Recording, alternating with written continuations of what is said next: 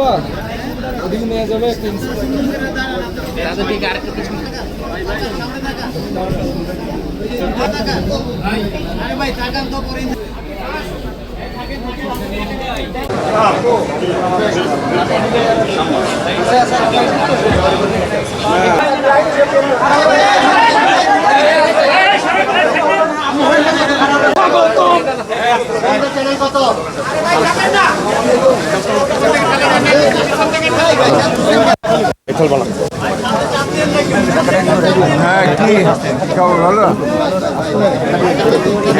জানতে চান কি সেটা বলেন। তার বিভিন্ন রাজনৈতিক দলগুলো হচ্ছে পিআর পদ্ধতির দাবিতে আজকেও বেশ কয়েকটা মিছিল হয়েছে অন্যান্য রাজনৈতিক দলগুলো।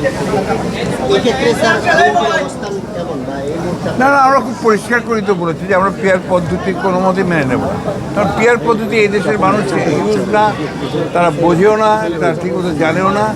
কোনোদিন এটা ইভিএম আজকে কতদিন চেষ্টা করে ইভিএম বাদ দিতে হয়েছে, আর পিয়ার পদ্ধতি তো আমরা ইউজ না কোনোদিন। এটা প্রশ্নই উঠতে পারে না। দ্যাটস নট অ্যাডাল্ট ফ্র্যাঞ্চাইজ, মানে ডাইরেক্ট যে গণতন্ত্রের যে অধিকার আমার, সেই অধিকারটা তো সেখানে নিতে হয়, বিঘ্নিত হয়।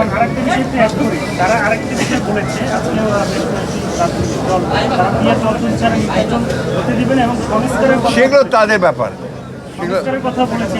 সেগুলো তাদের ব্যাপার, তাদের দলের সিদ্ধান্তের ব্যাপার।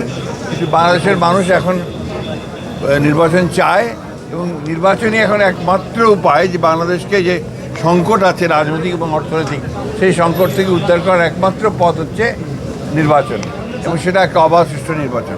একটা বিষয় হচ্ছে যে নির্বাচনে যে পিআর নিয়ে কথা বলছে, হতে দিবে না, সব মিলে এটাকে বিএনপির তরফ থেকে বা আপনারা কীভাবে দেখছেন? এটা কি আসলে কোনো রাজনৈতিক ষড়যন্ত্র কিনা বা সেটা? আমি তো সেটা আপনাকে আগেও বলেছি যে এটা আমরা বিশ্বাস করি যে আপনার পিআর পদ্ধতিতে জনগণের যে অধিকার সেটা পুরোপুরিভাবে আপনার প্রয়োগ করা হবে না, এবং সে জানেও বুঝবেও না যে সে কাকে আপনার ভোট দিচ্ছে না দিচ্ছে।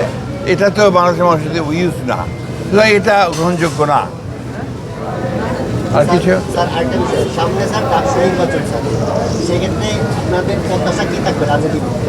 সুষ্ঠু আপনার নির্বাচন হবে, এবং ছাত্র সংসদের একটা নির্বাচন যে অবাধভাবে হয়, এটা সকলেরই কাম্য। তবে এটা ছাত্রদের ব্যাপার, ছাত্রই ভালো উত্তর দেবে।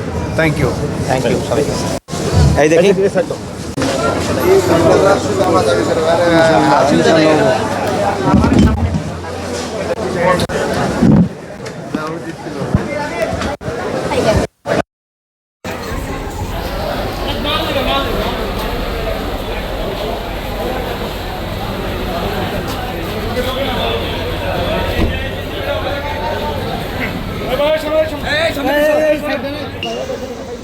ভাই সামনে না যাই।